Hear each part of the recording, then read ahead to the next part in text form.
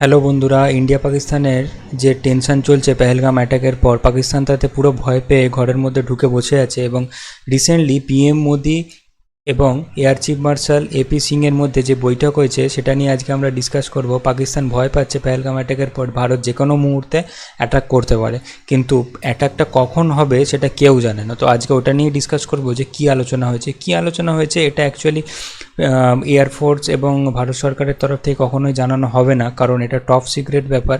কিন্তু আমরা অনুমান করতে পারি যে কখন অ্যাটাকটা করবে ভারত বা কিভাবে হয়েছে। আগে যে সমস্ত অ্যাটাক করেছে, সার্জিক্যাল স্ট্রাইক এবং এয়ার স্ট্রাইক, তো 2016 সালে যে সার্জিক্যাল স্ট্রাইকটা হয়েছিল সেটা হয়েছিল যখন উড়িতে অ্যাটাক হয়েছিল by Pakistan based Jaish Mohammed terror group.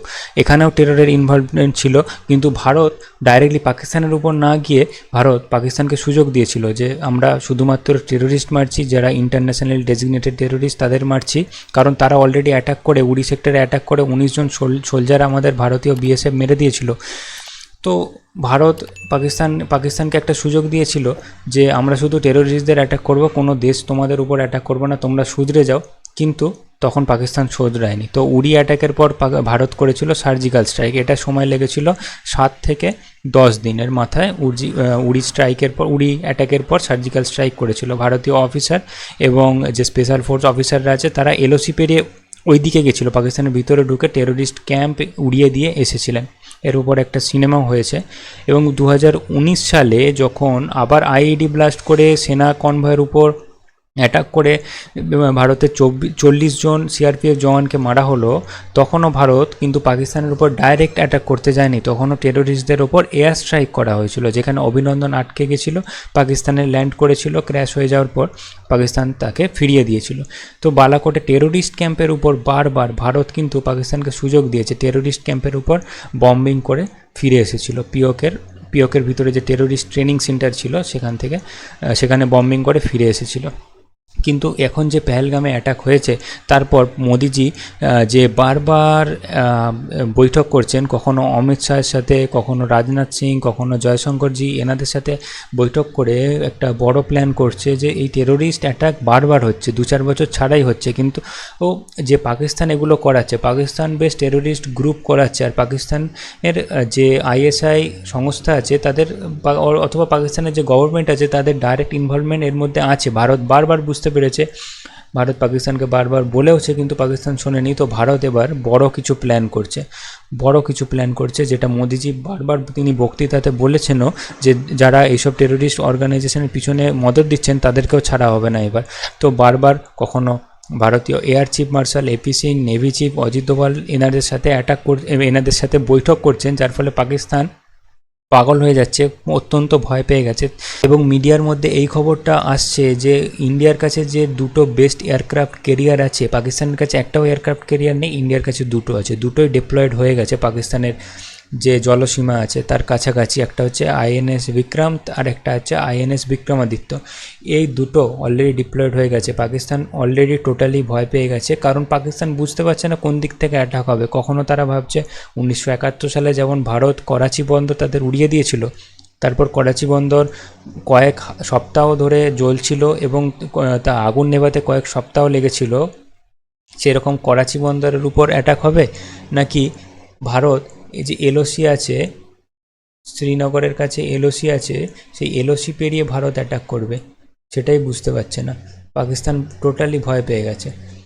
কখনো ভাবছে গিলগিট বালতিস্তান এবং যে আজাদ কাশ্মীর বলে এই যে পিওকে পাকিস্তান অকুপাইড কাশ্মীর আছে, এটাকে ভারত দখল করে নেবে, নাকি বালুচিস্তানের যে লিবারেশন আর্মি আছে সেখানে একটা সিভিল ওয়ার করার চেষ্টা করছে ভারত, সেটা পাকিস্তান ভয় পেয়ে গেছে, বুঝতে পারছে না। নাকি টোটালি ভারত হামলা করে দেবে, যে পাঞ্জাব বর্ডার, রাজস্থান বর্ডার, এখান থেকে টোটালি অ্যাটাক করে দেবে ইন্ডিয়ান আর্মি, সেটা বুঝতে পারছে না।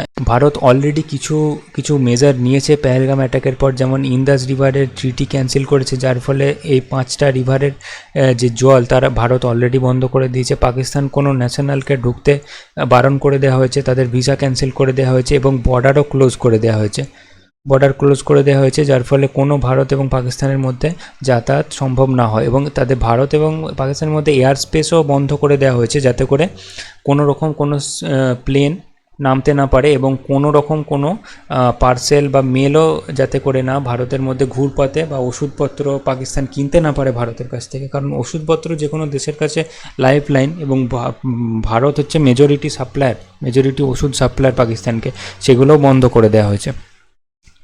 এবং পাকিস্তানের যে মিনিস্টার আছে ইনি হচ্ছে আতাউল্লাহ, ইনফরমেশন মিনিস্টার, ইনি ভয় পেয়ে বলছেন, পাকিস্তান কতটা ভয় পেয়েছে এনাদের বক্তৃতা থেকেই বোঝা যায়। টিভিতে এসে এনারা মানে রেকর্ড করে বলছেন যে ভারত 24 থেকে 36 ঘন্টার মধ্যে অ্যাটাক করবে, কখনো বলছেন কালকে অ্যাটাক করবে, আজকে অ্যাটাক করবে, কখনো ফলস রিপোর্টিং করছে পাকিস্তান, বলছে রাফায়েল এয়ার জেট আছে তাদেরকে ভাগিয়ে দিয়েছে পাকিস্তান। এরকম পাকিস্তান টোটালি মানে ভয় পেয়ে গেছে, কি করবে বুঝতে পারছে না। এর মাঝখানে যে পাকিস্তানের যে ডিফেন্স মিনিস্টার আছে খ্বাজা আসিফ, ইনি একটা খুব বাজে মন্তব্য করে দিচ্ছেন আমেরিকাকে নিয়ে, যার ফলে যেটা ভারতের একটা সুবিধেই হয়েছে, আমেরিকা এখন টোটালি ভারতের দিকে হয়ে যাবে, ভারতকে সাপোর্ট করবে।